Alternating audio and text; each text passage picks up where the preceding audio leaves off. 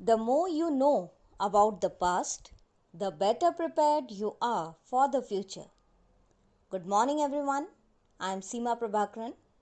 We'll begin with our history lesson number 1: How, When, and Where. What is history? History tells us the story of our past and about how things were in the past and how they have changed. We can also say history is chronological description of the past events. Let's first talk about importance of dates.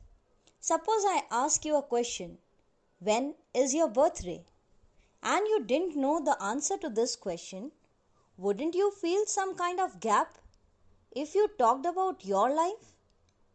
The present is a continuation of the past you started from your date of birth.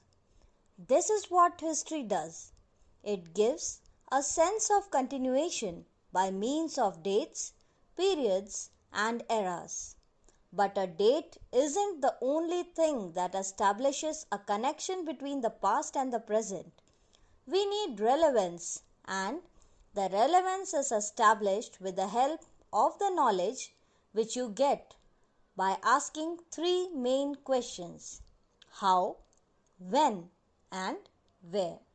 The dates become important according to the study that historians have taken up around which they compose the story of the past. However, it is very difficult to tell the definite date of some important events. For example, it is very difficult to fix a date for events which took place over a certain period of time. One such event was the occupation of India by the British. In such cases, we can mention a time period but cannot fix a definite date. Next heading is the modern period, a time frame. In 1817, James Mill, a Scottish economist and political philosopher, published a massive 3-volume work, The History of British India. In this, he divided Indian history into 3 periods: Hindu, Muslim, and British. This may lead to a question: why we want to divide history into periods? We divide it into periods in order to know the main characteristics of the period. It reflects our ideas about the past and our understanding of the past. Some other scholars have divided it into 3 periods, namely ancient, medieval, and modern. The modern period of history is the period in which we are living. It is said to have begun in India in the 18th century AD.